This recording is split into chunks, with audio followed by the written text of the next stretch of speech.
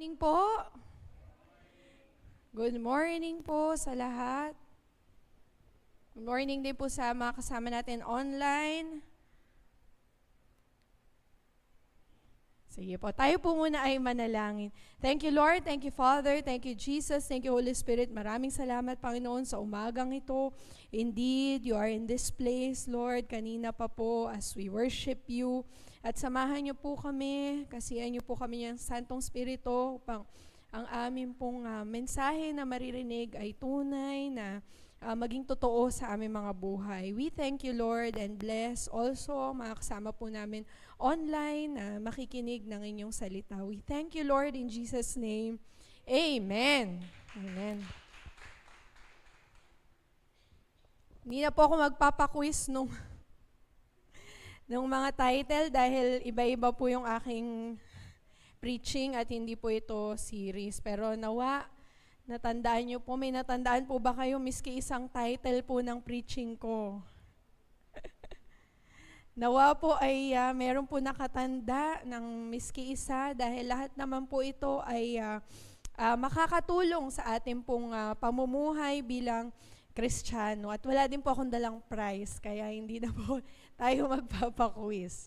Malay nyo po, si Pastora, humanda po kayo, madami po yun. Magno-notes na po sila. Ayan po.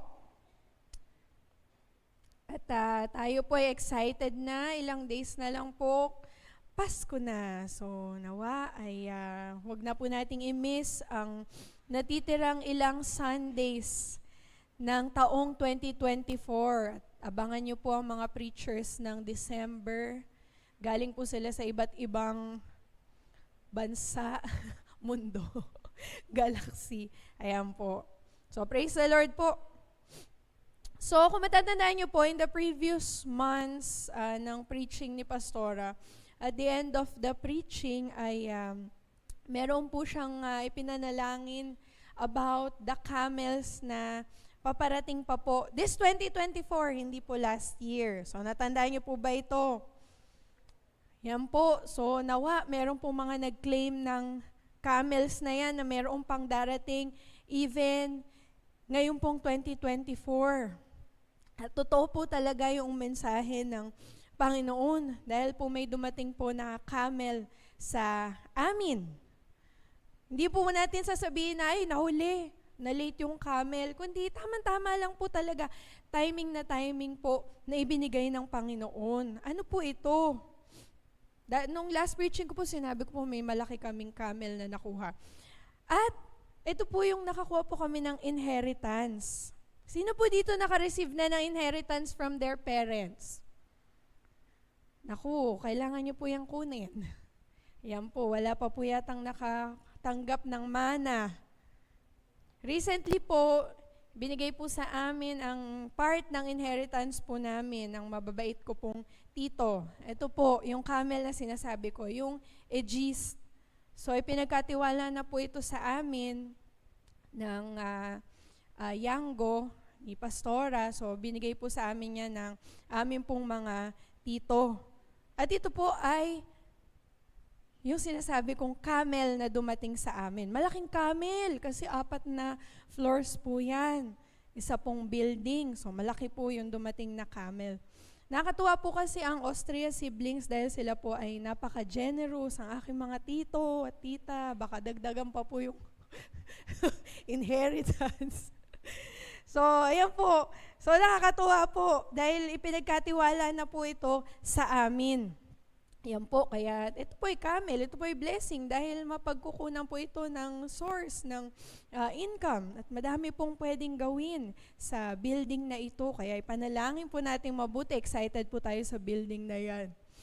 Nakakalungkot po kasi sa iba naman pong families ay meron pong nag-aaway-away dahil sa inheritance. Usually po, pagka mga lupa, mga families ay hindi nagkakasundo or nagkakaroon ng mga misunderstanding. Sa ating pong pag-aaral kay Esau and Jacob, si Esau po, he despised his inheritance. Ayaw niya yung kanyang yaman na ibibigay ng Panginoon. Pero si Jacob, pinag-iinteresan yung inheritance na para sana kay Iso. So ang paksa po natin this morning is about the inheritance that God gave the Israelites. At maaari po natin itong ihanay sa atin po ngayon bilang mga Christians na ang Panginoon po ay may binigay din pong inheritance sa atin. Because remember, we are co-heirs with Jesus. At napakalaki po ng inheritance natin if we are heirs and co-heirs with Jesus Christ. So let's look at the story in the Old Testament na paano po binigay ng Panginoon yung inheritance. Ito po ay yung time when God told Joshua to bring the children of Israel into the promised land. So inatasan po ng Panginoon si Joshua upang samahan, iakay ang mga Israelita doon sa promised land. In Joshua 1, verses 2 to 3, basahin po natin. Moses, my servant, is dead. Now therefore, arise, go over this Jordan, you and all the people, to the land which I am giving to them, the children of Israel. Every place that the sole of your foot will tread upon, I have given you, as I said to Moses. So po rin po ang pagkabasa ng salita ng Diyos. Notice, doon po sa verse 2, sabi doon, ano po yung binigay ng Panginoon sa mga Israelita? Sabi, I'm giving to them. So, God was giving them a land. At that very moment, not in the future. Sabi, I am giving to them. Hindi I will give to them, kundi I am giving to them. Yung I am giving po, sino po mga English, dito, major? I am giving is past, present po, sorry. Present, present progressive. Present progressive tense. Hindi ko na po explain kasi music major po, hindi po ako English. Si Pastor Rachel po mas So, present progressive tense. Ang ibig sabihin po, ito'y kasalukuyan. It is happening now. It is current. Nangyayari siya habang sinasabi mo. So, sinabi, I am giving to them. Binigay na ng Panginoon. Ito, binibigay ko na sa'yo. Hindi sinabi ng Panginoon na, ay, ibibigay ko sa'yo. Kundi, ito, ibinibigay ko na sa'yo. Sabi doon sa next verse, every place that the sole of your foot will tread upon, I have given you. So, ibig sabihin po, yung land already belongs to the Israelites. So, ito yung inheritance ng Israelites from the Lord, yung promised land. Pero, sabi doon, every place that the sole of your foot will tread upon, I have given to you. So, they have to step on it in order to start possessing the land. Kailangan matapakan nila kasi sabi, every place that the sole of your foot will tread upon, I have given you. So, bawat lalakaran nila, ano man ang lakarin nyo dito, gaano kalayo, gaano kalawak, ito, sa inyo na to. So, they have to set their foot upon the land to get their inheritance. Kailangan lakaran nila. Halimbawa, sinabi, ito, sa'yo na to, sa'yo na tong buong stage na ito. Kung alin na malakaran mo dyan. So, kailangan makapunta ako sa bawat parte ng stage na ito upang mapasa akin ang inheritance. Sabi po in Obadiah chapter 1 and 17, the house of Jacob shall possess their possessions. Now notice, ang ginamit po dito is the house of Jacob. The house of Jacob instead of the house of Israel. Sa isang serye po ni Pastora, nakita po natin doon na si Jacob, nakipagbuno siya doon sa angel of the Lord. At nang masukol siya ni Jacob, sabi niya, ay hindi kita paalisin dito hanggat hindi mo ako pinagpapala. Kaya, tumanggap ng panibagong pangalan si Jacob at ito yung pangalang Israel. Pero dito po sa Obadiah, ang ginamit po na pangalan ni Jacob is still Jacob. The house of Jacob shall possess their possessions. Pag sinabi po nating Jacob, it refers to the old nature of Jacob. Ito po yung carnal man ni Jacob, hindi pa siya na-transform dito ng Panginoon. So, ibig sabihin po, yung possessions, yung inheritance is also for the Christians na medyo nagsastumble pa rin. Pwede sabihin, baka pwede kasama pa rin yung mga carnal Christians. Ibig sabihin ay, sila ay talaga nakakilala naman sila sa Panginoon, ngunit hindi pa nila maiwan yung kalahati ng kamunduhan. And they stumble every now and then. So, ibig sabihin, hindi lamang yung house of Israel, yung mga sinasabi nating talagang malalim na sa Panginoon, ang makakakuha ng possession, ng inheritance, but also the house of Jacob, those who are still trying, those who are still persevering para hindi na sila matisod, those who are still struggling na sila ay makaalis doon sa makamundong bagay. So, ibig sabihin, lahat po ng anak ng Diyos ay maaaring makareceive ng inheritance from the Lord. Napakabuti po ng Panginoon. He is so gracious. Yung mga Israelita po, when the children of Israel came out of Egypt, sila po ay namumuhay with unbelief. Parang di sila makapaniwala. Yung puso nila kalahating masaya, pero kalahating, lumabas tayo dito sa Ehipto. Baka tayo mapahamak, baka tayo mga matay dito, imbis na tayo mabless. Doon po na-reveal yung heart ng mga Israelita, na mas naniwala pa sila sa enemy, kaysa doon sa pangako ng Diyos, na inilaan para sa kanila.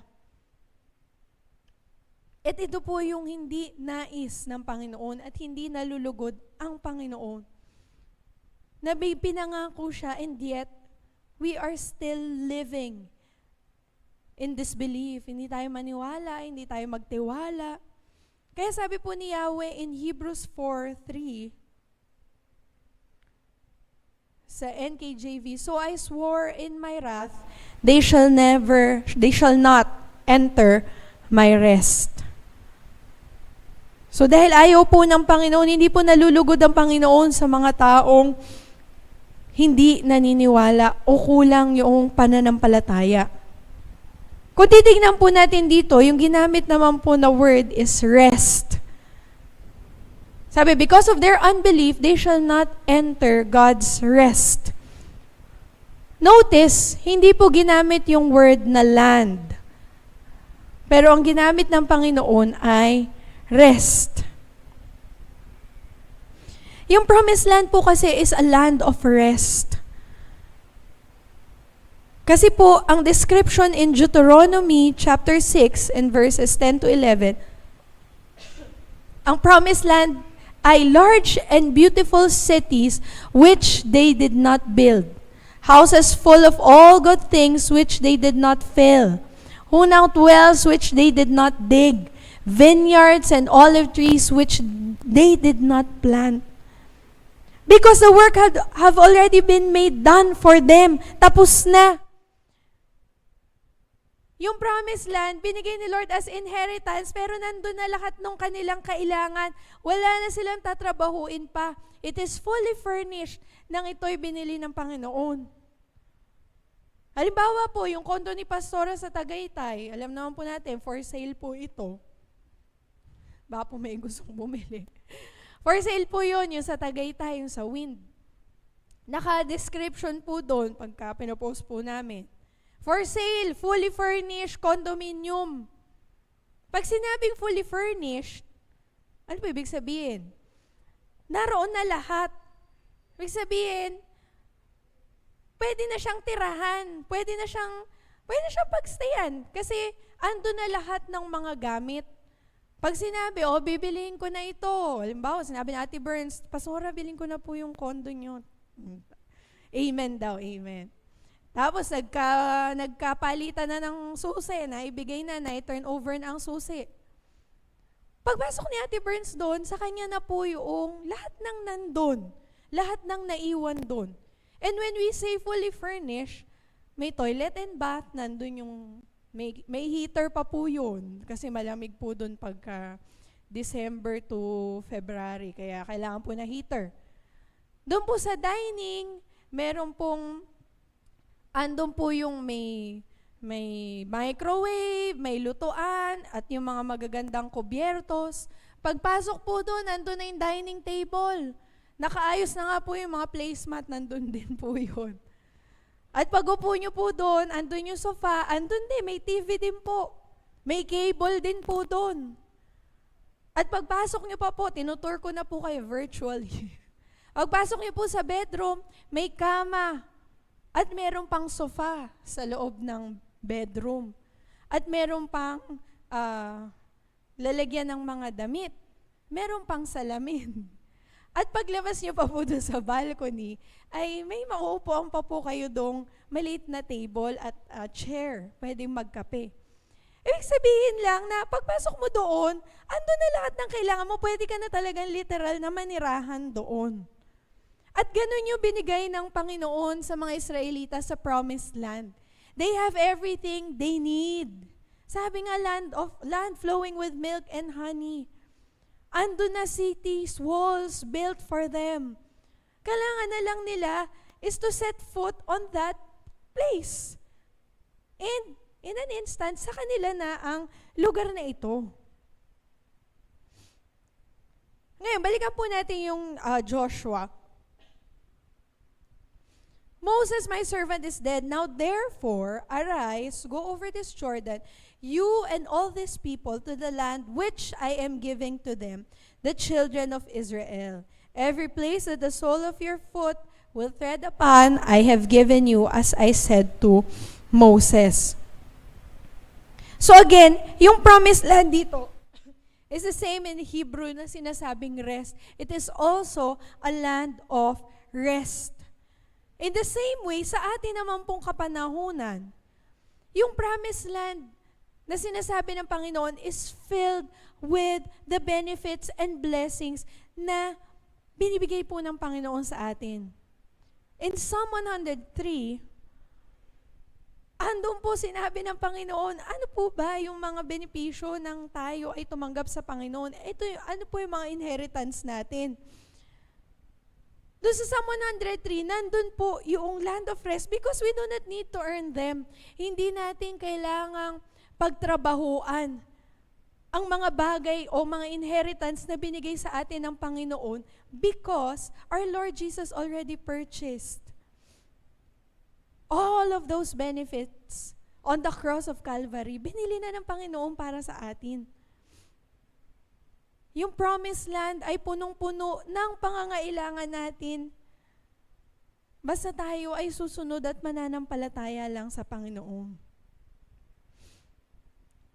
In this land of rest, you do not need to earn or perform something para ito ay makamit, para ito ay makuha.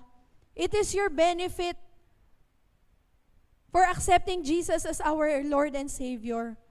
Ito ay benepisyo mo, ito ay inheritance mo bilang ikaw ay sinasabi natin, we are already a child of God. It is your benefit, it is yours. You do not need to do anything to earn ang lahat ng ito. Ano po ba sabi sa Psalm 103?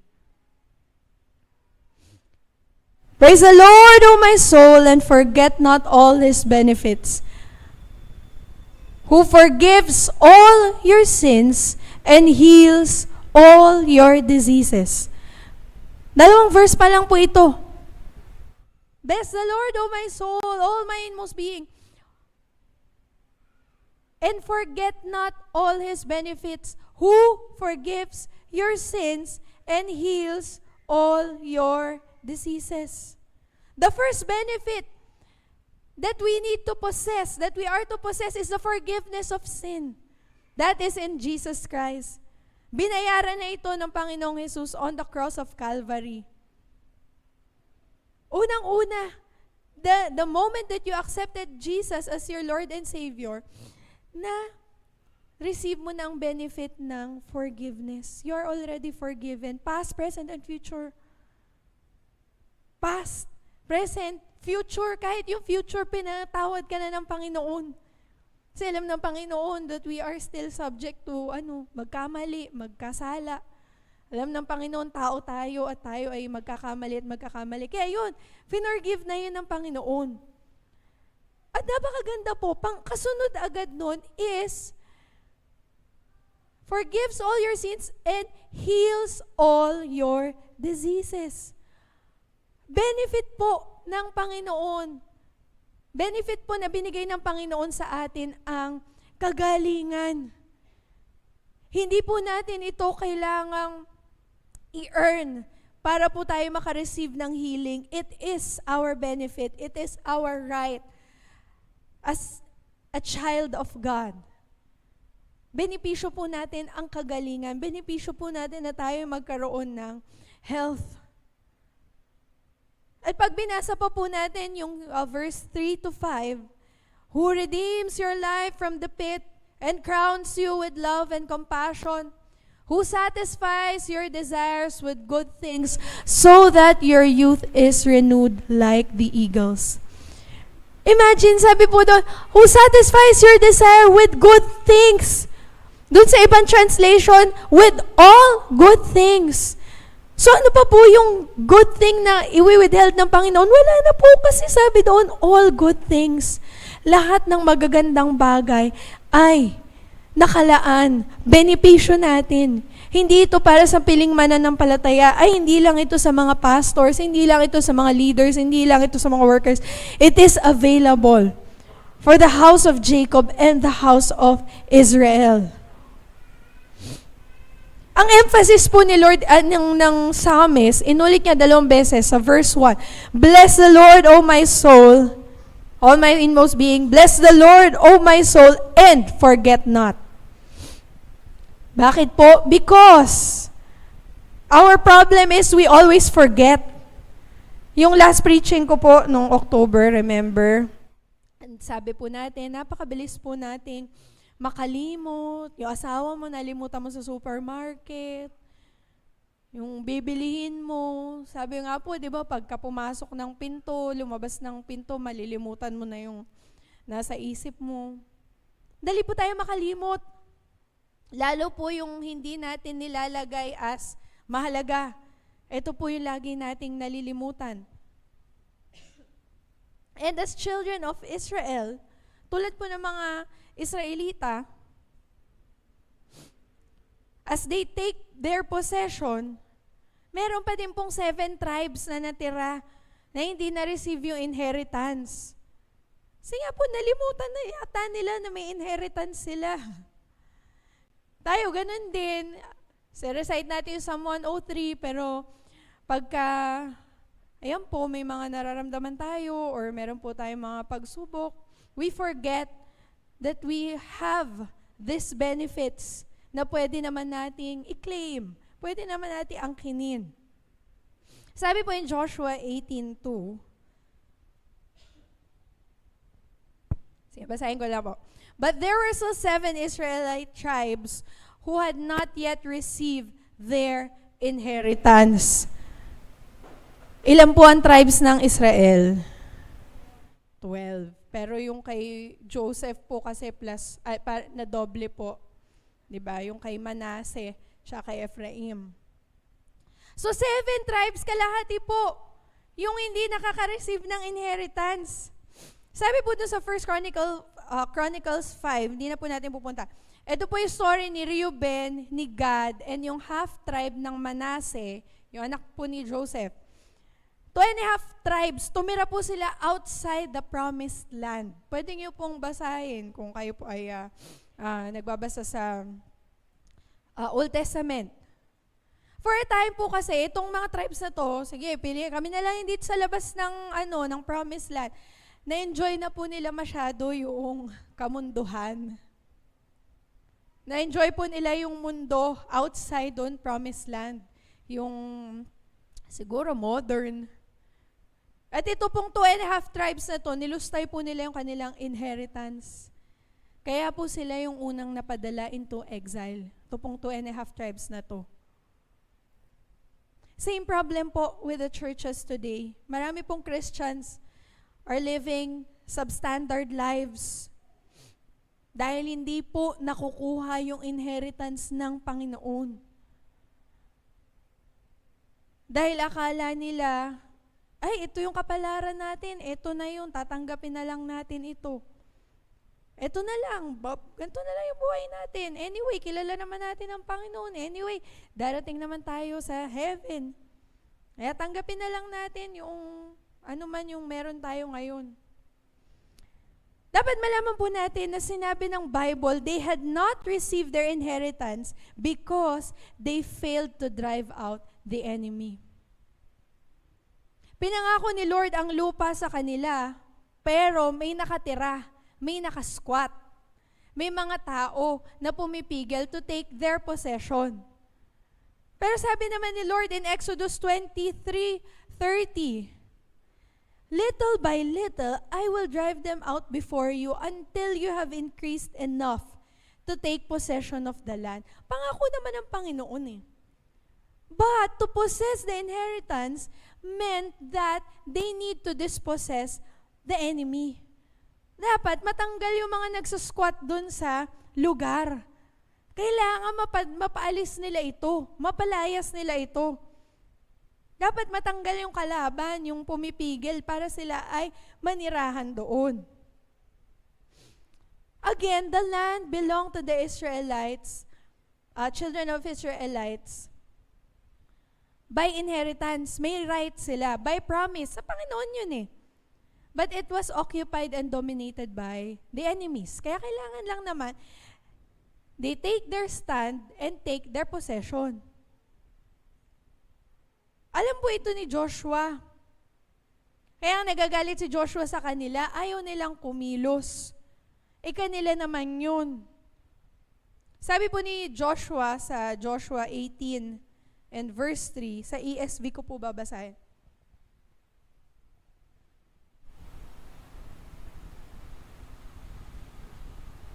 So Joshua said to the people of Israel, how long will you put off going in to take possession of the land which the Lord, the God of your fathers, has given you? Si Joshua sinasabi, ano balak nyo? May balak ba kayo? Balak nyo bang kunin yan o hindi? Ano inaantay ninyo? Mag-ano kayo, mag-banjing-banjing kayo dyan. Sige, antayin nyo. Hindi na dadating yan. So the point is, God has already provided the inheritance because the land had been given to them by God. Binigay na ito sa kanila eh.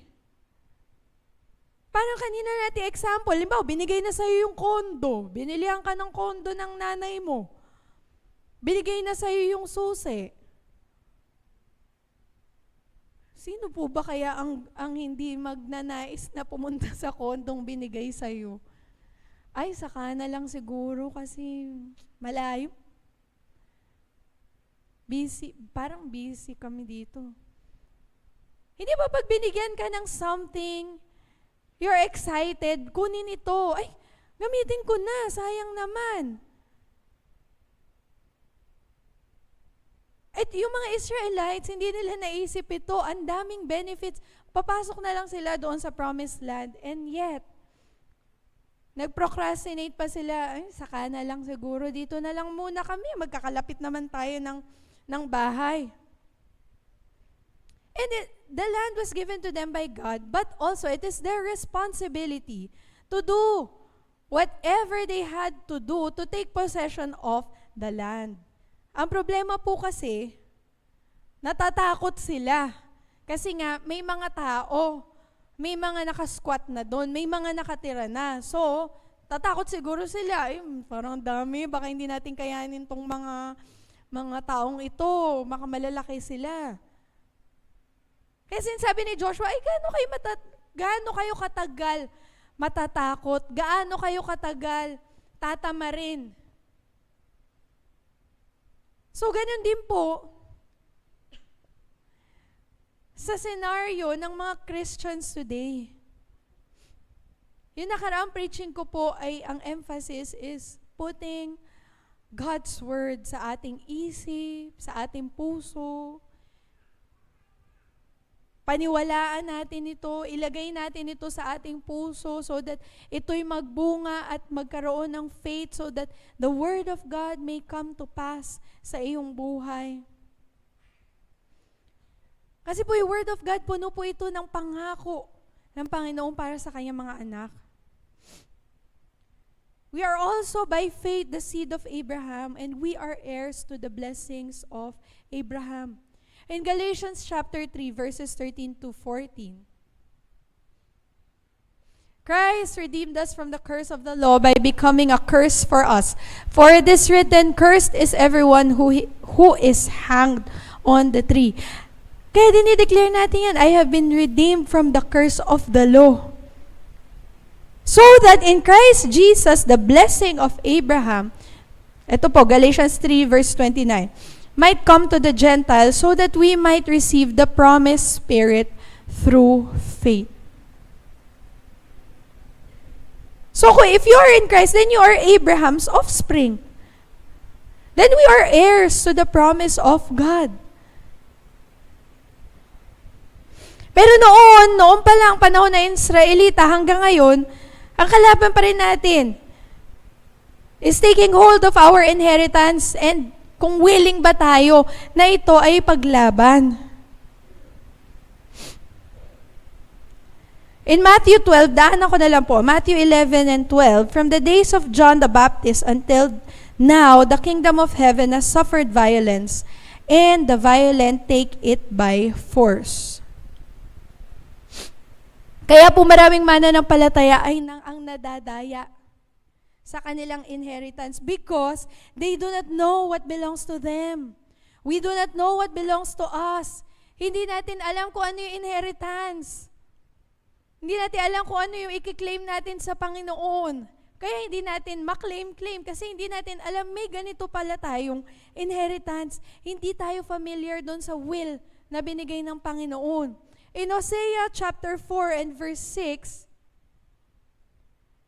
my people are destroyed for lack of knowledge because you have rejected knowledge. I reject you from being a priest to me, and since you have forgotten the law of your God, I also will ignore your children. My people are destroyed for lack of knowledge. Because we do not know. That's why we cannot claim, because we do not know what belongs to us. Pwede rin, another reason, dahil tamad po tayo. Tamad natin hanapin kung ano yung inheritance natin. We're not willing to fight. Yan po, may mga taong ganyan sa lupa. Hingi natin, Lord, saan po ba ako makakakuha ng provision? Eh yan, may binigay naman palang lupa sa iyong ektarya si Lord. Pero, gusto natin easy way, ay mahirap kasing magbenta talaga ng lupa. Hindi na lang ako ayoko ng problema sa ganyan, sakit ng ulo yan. Yan po, alam ko po dati. Kaya madami pong mga lolo't lola, iba-iba, na madami pong lupa, pero dahil hindi naman siya naipaglaban. Yan po, kaya baka yung iba po ay still living in lack. Kasi nga po, madami po na hindi inaangkin yung what is theirs, what belongs to them. Remember that inheritance is for now. Sinasabi ni Lord, yung inheritance na sinasabi ko sa inyo, yung promise na sinasabi ko sa inyo, is now. Kasi hindi po ito sa heaven. Hindi po ito yung sinasabi ni Lord na inheritance natin in heaven. Iba po yun. At yung inheritance na sinasabi ni Lord ay, dapat 30 years ka ng Christian, o dapat at least meron ka ng 2 ministry na pinagsaservan.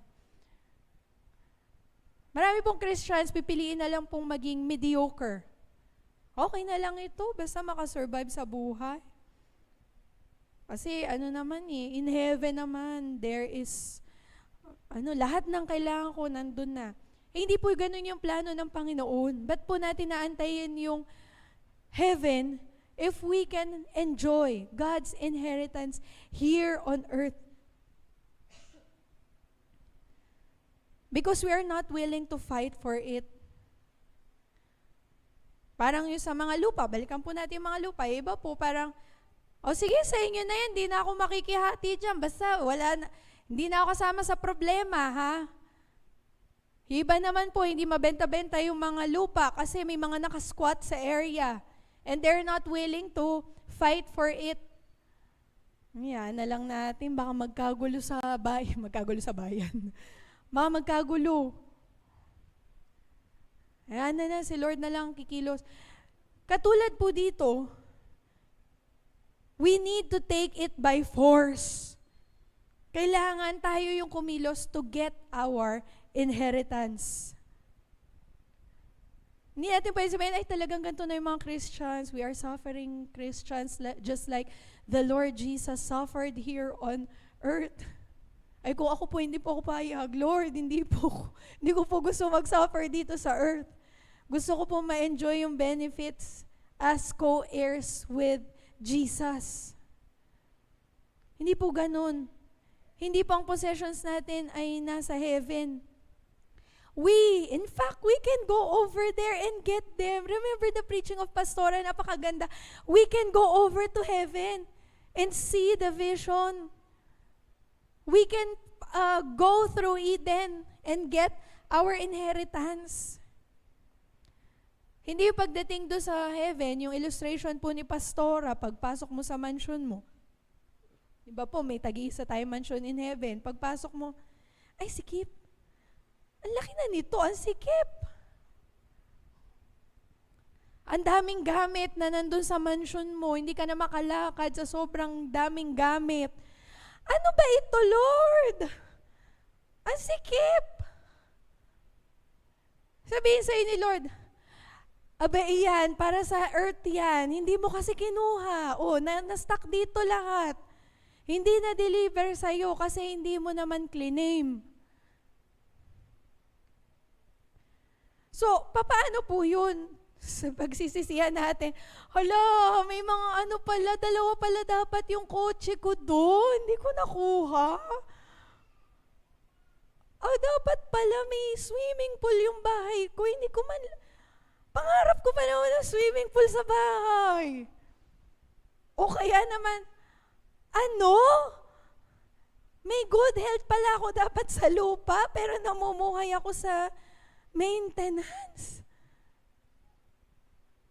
Dahil hindi po natin na-claim, hindi po natin nakuha yung ating inheritance here on earth. Ang promised land po is, in the Old Testament, is not a type of heaven. Parang dati nga po, akala ko yung promised land ay heaven. Pero, hindi po siya type of heaven. Bakit? Kasi walang giants in heaven para pakipagbunuan natin. Ang promised land in the Old Testament was a type of our inheritance in Christ Jesus. And we must possess it through aggressive faith. In 2 Corinthians 1 and verse 20, for all the promises of God find their yes in Him. That is why it is through Him that we utter our amen to God for His glory. Yes and amen na nga po yung promises ng Panginoon.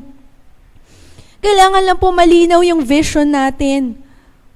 Kung ano po yung inheritance na binibigay sa atin ng Panginoon. Yung right natin as sons and daughters of God.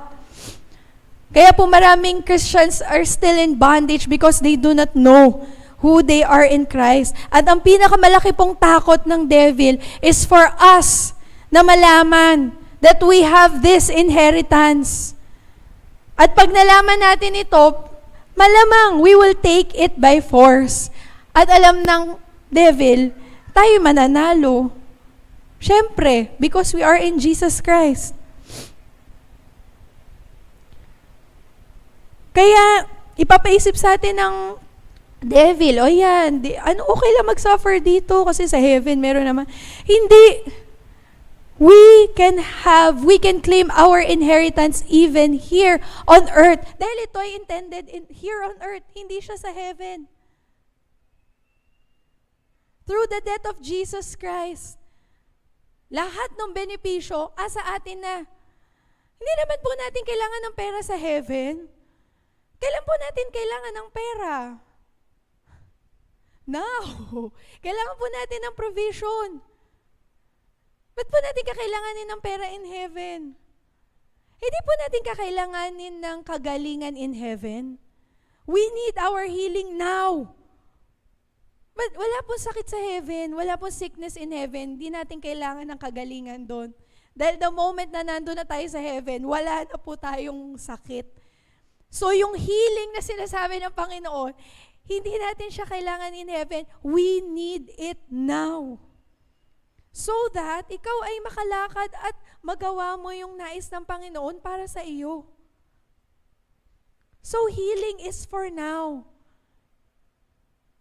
Hindi siya for heaven. Healing belongs to us now. Good health belongs to you now. Hindi bukas, hindi sa susunod, pero ito ay benepisyo ng Panginoon para sa iyo. Hindi natin kailangan ng power over the devil in heaven. Wala naman siya dun eh. Kailangan natin ng power over the devil now so that we can fight the temptations, the trials na itinatry iba to sa atin ng devil. Eh si Joshua po, sabi niya, kailangan ma-motivate ang mga Israelitang ito. They need to see visions so that sila ay ma-motivate to take their possession. In Ephesians 1 and verses 17 to 18, that the God of our Lord Jesus Christ, the Father of glory, may give unto you the spirit of wisdom and revelation in the knowledge of Him. That's why Joshua, kailangan po natin ng spiritual knowledge, ng gift of the Spirit para ma-reveal sa atin yung inheritance natin. Kaya si Joshua, he sent them out to survey, to spy, para makita nila, ito yung glimpse ng pwede nyo makuha, ito yung inheritance ninyo in heaven. Dapat makita ninyo so that ma-excite kayo. So, ang kailangan din po natin gawin is to survey kung ano yung nakalaan sa atin ng Panginoon. So, we must get in the Word of God and search. I-search po natin lahat ng mga benepisyo natin sa salita ng Diyos. Nandyan po yan lahat.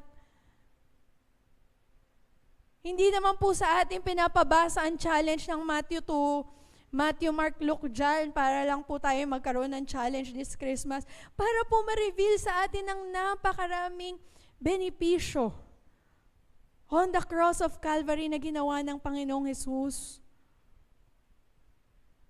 Stake your claim, assert your right bilang co-heirs with Jesus Christ. Pag hindi po kasi natin ginawang personal yung promises of the Lord, hindi po ito mapapasa atin. We need to assert our right personally. Kailangan sa atin ito mismo manggaling.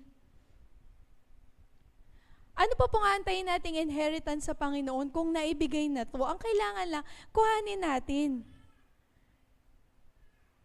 Kasi baka pray tayo ng pray, tapos binigay na pala ni Lord yung healing, kaso mo nga lang, hindi mo kasi siya kiniklaim, hindi mo siya withdraw from heaven, hindi mo siya claim by declaration. Baka binigay na ni Lord sa iyo ang provision. Pero yung nga po, dahil hindi natin binabasa yung Bible, nandun nga po yung wisdom. Papaano po tayo makaget ng wealth.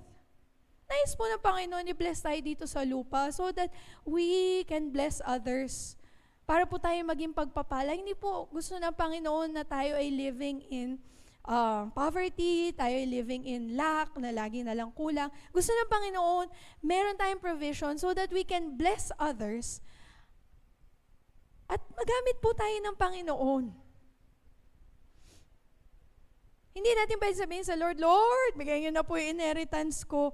It has been given to us. We just have to possess it. Kailangan po natin Huwag magpabanjing-banjing katulad ng mga Israelites. Remember, na-destroy na po natin yung demonic gates. I think 2 months ago, if I remember, di ko na po masyadong maalala. Na-destroy na natin yun na-take captive na po natin, na-destroy na natin yung demonic gates. Kaya yung blessings, dapat po wide open na siya. And remember, nung na-destroy po yung demonic gates, yun po yung sinasabi ko sa inyo, pumasok po yung camel namin. Si Ate Mitch po nagkaroon ng miracle sa kanyang womb. Na-open yung womb niya. At sinasabi ko nga po sa inyo, hindi lang yung womb ni Ate Mitch yung na-open. Na-open din po ang aking womb. At marami po pong ibang na-open ang mga womb. At meron pa pong i-open si Lord na womb. Amen talaga yan. Kaya nga sabi nila, pag meron tayong nais ipanalangin, dali natin dito. Mga gustong magkaanak. Dahil ayan po yung blessing ni Lord. Nakabukas na siya. Yung salvation for your families is also open. Nung dinestroy natin yung demonic gates. Yung healing. Dumating na po yan. Bago pa po yung mga aberya po, kung meron po kayong aberya ngayon, dumating na po yung healing. Binigay na po yan ng Panginoon nung de-destroy po natin yung demonic gates. Sabi po nung isang kasabihan lang po, anything worth having is worth fighting for. Anything worth having is worth fighting for. Yung tanong po, yung mga benefits po ba na binigay sa atin ng Panginoon is worth having? Worth it po ba na makuha natin ang forgiveness of sins, ang health, ang provision? Worth it po ba yun? Yes, of course. Hindi ko lang po alam sa inyo. Sa akin po, of course. So if it is worth having, it is worth fighting for. You have to fight for your right. You have to assert your right. Whatever God promised for you is yours legally. Dreams, prophetic utterance, visions na binigay sa inyo ng Panginoon, it's up to you to stand up in faith at i-declare. Healing, hindi nga po natin kailangan magmakaawa sa Panginoon. Lord, please, maawa na po kayo. Maawa na po kayo, Lord. Pagaliin na po ako. Nahihirapan na po ako. Hindi po. Ito po ay benepisyo natin. Pwede nating i-claim. Provision, hindi po natin kailangan yan, Lord, kailan po ba tayo magbe-bless? Pwede po natin yan i-claim sa Panginoon. Ang key po is to claim it. Angkinin natin. Sabihin natin. I-declare natin. Di ba? Ibiruin niyo po yun. Hindi naman po natin kailangan pumunta literal sa heaven para i-withdraw. Ang key lang is to declare. Ang key lang is to utter. Ang key lang is to search the Word of God at hanapin ang mga promises ng Panginoon. At ito po, yung Psalm 103 is a declaration na maaari po nating bigkasin, i-declare, sabihin sa atin, even every day. Even pag ikaw ay nakakaranas ng hindi magandang pakiramdam, because it is your benefit. And what I want us to do is to declare it this morning. What is ours? Kung ano yung right natin bilang mga Christians. We can claim our inheritance now. Ayun po, pinasulat ko po yan. Yung ating pwedeng i-declare. Sige po, inanyayaan ko po kayong tumayo. At bago po natin ito i-declare is, you can meditate. You can still meditate. Sabihin mo, Lord, I have been a Christian for quite some time. Ako po ay naging Christian even kahit ikaw ay Christian, last week lang. We have this benefit. We have this inheritance. The moment that you accepted Jesus Christ as your Lord and Savior, it is yours already. All you need to do is to claim and declare what is rightfully yours. It is legally yours because it has been given to you by God. And as you declare this, it is Psalm 103. Ginawa ko lang po itong personalize. As you declare it, angkinin po natin. Kung kailangan mo ng kagalingan, angkinin mo ang iyong kagalingan. Kung kailangan mo ng assurance of forgiveness, then claim your forgiveness. Kung kailangan mo ng assurance ng provision, sabi doon, the Lord will satisfy you with all, lahat ng magagandang bagay. So why don't we declare it together? Pwede po natin itaas ang ating kamay as we claim. Para nang bless the Lord, O my soul, all that is within me. Bless His holy name. Bless the Lord, O my soul, and forget not all His benefits, who forgives all my sins and heals all my diseases, who redeems my life from the pit and crowns me with love and compassion, who satisfies my desires with good things so that my is renewed like eagles. Amen and amen, Lord. Ito po inaangkin namin. Hindi po namin kailangang lumuhod pag makaawa because it is our right to get this inheritance from you. We bless you, Lord. And Lord, forgive us for the times that we forget that we have this inheritance in heaven. But now that we know, gawin niyo po itong totoo sa aming buhay as we continue to live each day for you. We believe that you will satisfy us with all good things in store for us. Hallelujah. In Jesus' name, amen and amen. Why don't we give the Lord a praise offering?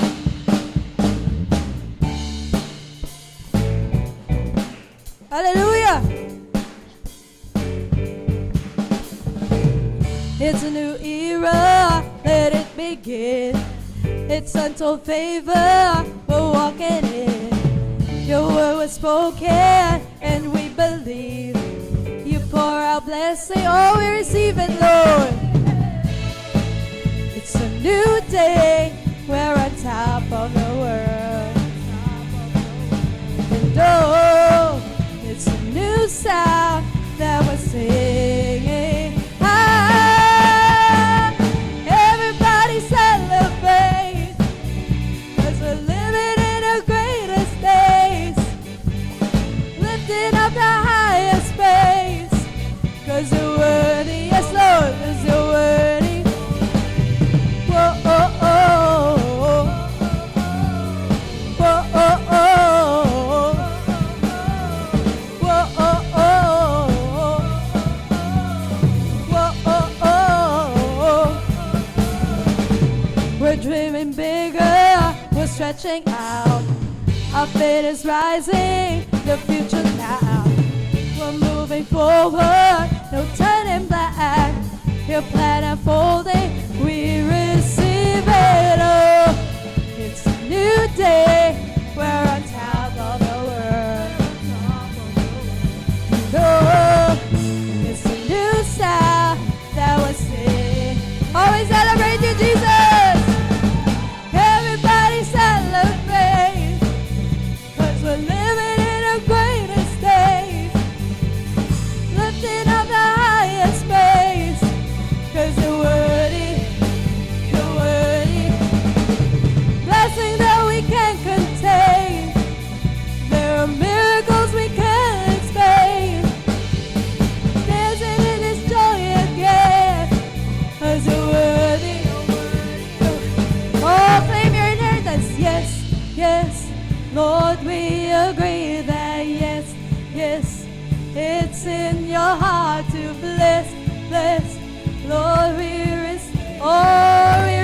your blessing, Lord.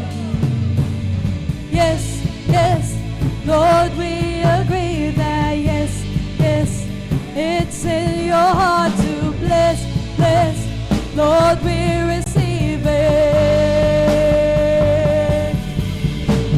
Oh, we release blessing, Lord. Yes, yes, all of your people, bless, bless, Lord, we believe it.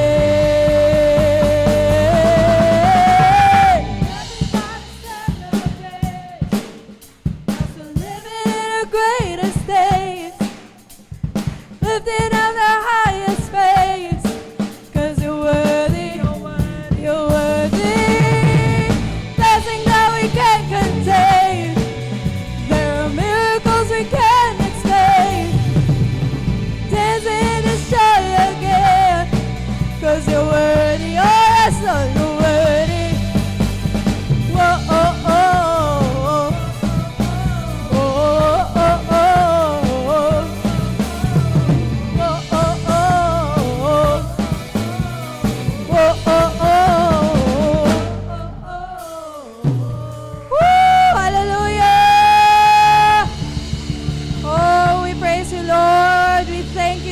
We give you glory, we give you the highest praise. You are our King of glory. Salamat po, we lift you up in this place. Salamat, Panginoon. Lord, those who are in need of healing even right now, Lord, we receive it. We agree na ito po ay aming inheritance and we claim it in the name of Jesus. We claim it for Sister Violi. We claim it for Brother King, we claim it for Sister Mitch, oh God, that they may receive healing even at this moment. And Lord, those who need provision, Lord, aming pong church needs provision. And we thank you because we know that you have provided in advance all the blessings in store for the beautification of your kingdom, Panginoon, of your beautiful house, for the church. Maraming salamat, Lord, because you have put this in our hearts and kayo po, you will make it happen, Panginoon. Maraming salamat, Panginoon. We believe, Lord, that ang mga susunod na taon, ang mga susunod na araw is filled with your promises, with the all good things in store for us now that we know that it is rightfully ours. We thank you, Lord. Kayo lamang po ang maluwalhati sa umagang ito. We thank you. We bless you in Jesus' name. Amen and amen.